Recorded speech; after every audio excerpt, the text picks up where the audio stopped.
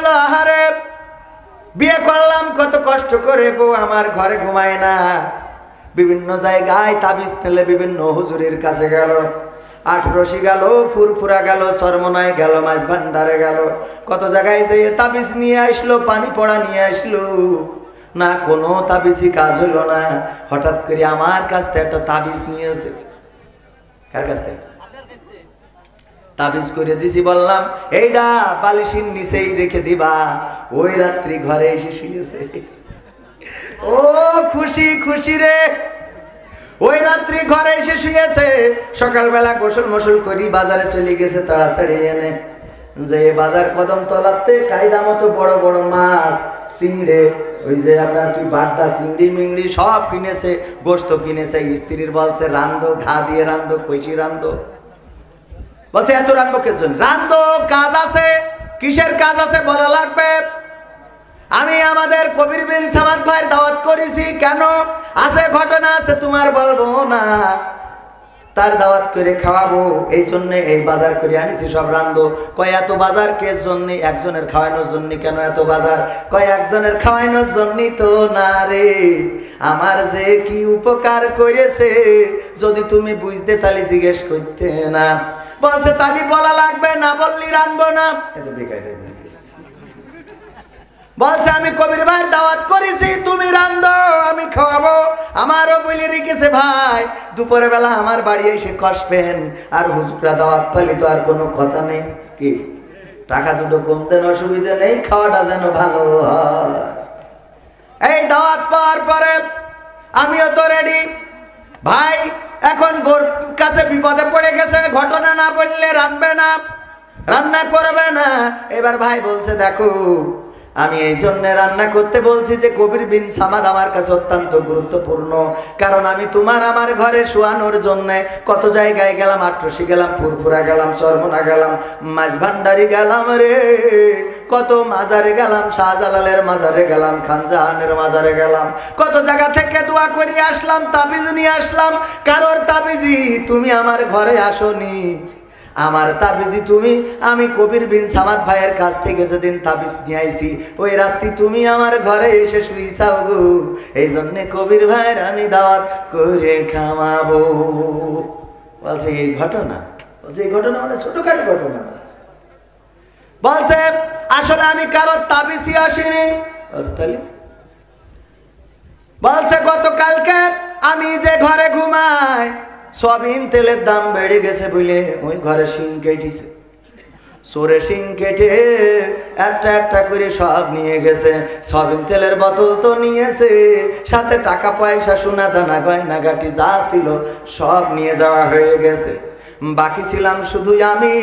দেখি আমার দিকেও আর চোখি তাকাইছে, চিন্তা করলাম আমারও কি নিয়ে যায়, এই ভয়তে আমি তোমার ঘরে এসে শুইছি, ওই কবির তাবিজির জোরে আমি শুইনি। ভাই বলতেছে ওরে আমার কলিজার টুকরা ময়না পাখি রে, তুই সেই আমার ঘরে তো এসে শুলি, কিন্তু ঘরটা খালি করে দিয়ে আলি। কি ঘরটা খালি করে দিয়ে আলি? অন্তত যখন শিং কেটে চোর ঢুকেছে সেই মুহূর্তেও যদি আসতিস তাও আমি ওই ঘরের সম্পদগুলো রক্ষা করতে পারতাম গো। তুই এমন সময় আইছিস রে যে সময় আমার আর কোনো কিছু বাকি নেই রে। ও আমার ভাইরা যারা বিসমিল্লাহি ওয়া আলা মিল্লাতি রাসূলিল্লাহ বলে কবরে ঘুমা, আমার নবী বলে আসলি রে আসলি, এমন সময় আসলি রে সব তো চলে গেছে, আর কিছুই নেই, সব শেষ হয়ে গেছে, তোমার নেটওয়ার্কও চলে গেছে। এখন রাসূলির দলে উঠলে তোমারে আমি তোমাকে আমার দলে নেব না। নেবে? দলে নেবে? দলে নেবে না। আপনি সারাটা জীবন রাসূলের বিরুদ্ধে দল করলেন, সারাটা জীবন রাসূলের সুন্নাত নিয়ে কটাক্ষ করলেন, মুখে আপনি বুড়ো হয়ে হেজে গেছেন, দাঁত পড়ে গেছে, তারপরও মুখে দাড়ি নেই। আরে বাবা ক্লিন শেভ আছে না? নাই? মুখে দাড়ি রাখেন না, পাঞ্জাবি পরেন না, টুপি মাথায় দেন না, নামাজে যান না, রোজা করেন না, আবার মরি যাওয়ার পরে হুজুর যাইয়ে বলে বিসমিল্লাহি ওয়া আলা মিল্লাতি রাসূলিল্লাহ। আমার রাসূলের মরা লাশ নেবে? বলেন নেবে? কবরে যাওয়ার পরে অনেকেই বলে ওগো রাসূল আমি তোমায় ভালোবাসি। আমার রাসূল বলে কিরাম ভালোবাসো, মুখে তো দাড়ি নাই। আপনার আছে অন্য মানুষের? আবার আমার ইউটিউবার ভাইরা মনে করেন না আপনাদের কচ্ছি গোরে। ইউটিউবার ভাইরা ওয়াজ শোনে, ওয়াজ শোনায়, কিন্তু নিজেরা মানে না গোরে।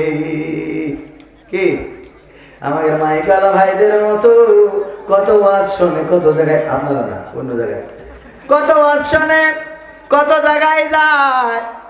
একজন নাকি চোখ বুঝে ওয়াজ করতো, তারপরে সর্বশেষে চোখ খুলতো, চোখ খুলে দেখে আর কেউ নেই, অনলি ওয়ান পিস বসে আছে। বলছে বাবা রে, আল্লাহ তোর কবুল করেছে রে বাবা, সবাই চলে গেছে, একজন বান্দা তুই আসিস, আল্লাহ তোর কবুল করেছে বলে রয়েছিস। বলছে হুজুর না, ঘটনা ভিন্ন। বলছে কি?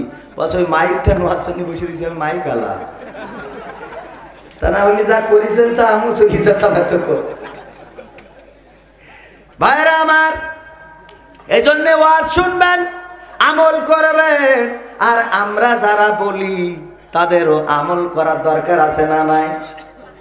নীতি কথা বলা বড়ই সোজা, নীতিতে অটল থাকা অত সোজা নয়। কথা কাজে মিল না হলে হবে না চূড়ান্ত বিজয়। কথা কয় না? কথা কাজে মিল না হলে হবে না চূড়ান্ত বিজয়। নীতি কথা বলা বড়ই সোজা, নীতিতে অটল থাকা অত সোজা নয়। কথা কাজে মিল না হলে হবে না চূড়ান্ত বিজয়। কথা কাজে মিল না হলে হবে না চূড়ান্ত বিজয়। উপদেশ দেওয়ার মতো মানুষ আছে ঢের, উপদেশ মানার মতো শপথ কয়জনের। উপদেশ দেওয়ার মতো মানুষ আছে ঢের, উপদেশ মানার মতো শপথ কয়জনের। বক্তা বলে কথা শোনে শুধু শ্রোতা, বক্তা বলে কথা শোনে শুধু শ্রোতা, সে কথা কথাই শুধু রয়। কথা কাজে মিল না হলে হবে না চূড়ান্ত বিজয়। কথা কাজে মিল না হলে হবে না চূড়ান্ত বিজয়। জনসভা জনসংযোগে কত কথা কয়, যে বলে সে কি মানে জানতে ইচ্ছা হয়। জনসভা জনসংযোগে কত কথা কয়, যে বলে সে কি মানে জানতে ইচ্ছা হয়। বলছি অবিরত কথা কত শত, বলছি অবিরত কথা কত শত, বলতে নেই কমনে ভয়। কথা কাজে মিল না হলে হবে না চূড়ান্ত বিজয়। কথা কাজে মিল না হলে হবে না চূড়ান্ত বিজয়। বলো না এমন কথা, করো না তুমি যাহা, আমরা করি না যেটা বলে যাই তাহা। কথা কয় না ভাই? আপনাদের রাগ হচ্ছে? সাতক্ষীরাবাসী শুনি নাকি এরা নাকি সব বাঘের বাচ্চা। আমি দেখেছি সাতক্ষীরা এসে মানুষ বলে ইসলাম প্রিয় বেশি। কি আর ইসলাম প্রিয়? ইসলাম ব্যবহার করে বেশি। সত্য যেটা, ইসলাম প্রিয় নয়, ইসলামকে ব্যবহার করে। একটা কথায় আপনারা এখানে আমি বলেছি, আপনাদের যদি এরকম মনে হয় যে একজনের বউ তালাক দেয় চলে যায়, ওই সভাপতি সাহেব শোনেন, একজনের বউ তালাক দেয় চলে যায়, আবার ঘুরে আসে, আবার তালাক দেয় আবার চলে যায়, আবার ঘুরে আসে, আবার গোলমাল বাঁধে, আবার তালাক দেয় চলে যায়, আবার ঘুরে আসে। তো এই দেখার পরে মনে করেন আমাদের আন্টি মানে আপনার ইয়ে, ঠিক আছে, তো ও মিজাজ খারাপ হয়ে গেছে, যাই আসে তো যেই জিজ্ঞেস করছে এই মহিলা এই তুই যাইস আর আসিস, যাইস আর আসিস, ঘটনা রাখি। তো তালাক দেয়, দুদিন অন্তর চলে যাস আবার আসিস, এটা কোন ধরনের কাজ কারবার? তা বলছে ওর কথা শোনে কিনা, বোঝেননি? ওর কথা শোনে কিনা, তার কার কথা? স্বামীর কথা। হ্যাঁ দেখেন, এই বুঝতে আমার কতটুকু ভেঙে বলতে হলো। আসলে ওর কথা শোনে কিনা, ওই যতই তালাক দিক ওর কানে ঢোকে না। তো এখন আমি যাই বলি আপনাদের কি এরকম নাকি মনে হচ্ছে যে যাই বলবো ওর কথা শোনে কিনা, কবির বিন সামাদের কথা শোনে কিনা, এরকম? যদি এরকম হয় তাহলে আমার কিছু বলার নেই। তবে আমি যেটা মনে করি যে সাতক্ষীরাবাসী তারা, আমি শুনেছি যে ইসলাম প্রিয়, কোরআনের জন্য নিবেদিত প্রাণ। তো কোরআনের জন্য নিবেদিত প্রাণ যদি হয়, সেই কোরআনের ময়দানে বসে অন্তত একেবারে মুখ বুঝে চুপ করে থাকা তো ঠিক না। এই পাশে আমার যুবক ভাইয়েরা সবাই কোরআনের ভালোবাসেন না? বাসেন সত্যি সত্যি? আল্লাহর কিনে কিরকম দিন, হ্যাঁ? তাহলে এসে বসে যান। আর যদি ভালো না বাসেন তাহলে চলে যাবেন, রাগ করবো না। ভালোবাসলে এসে বসে যান। এই মাহফিলের সৌন্দর্য হলো বসা।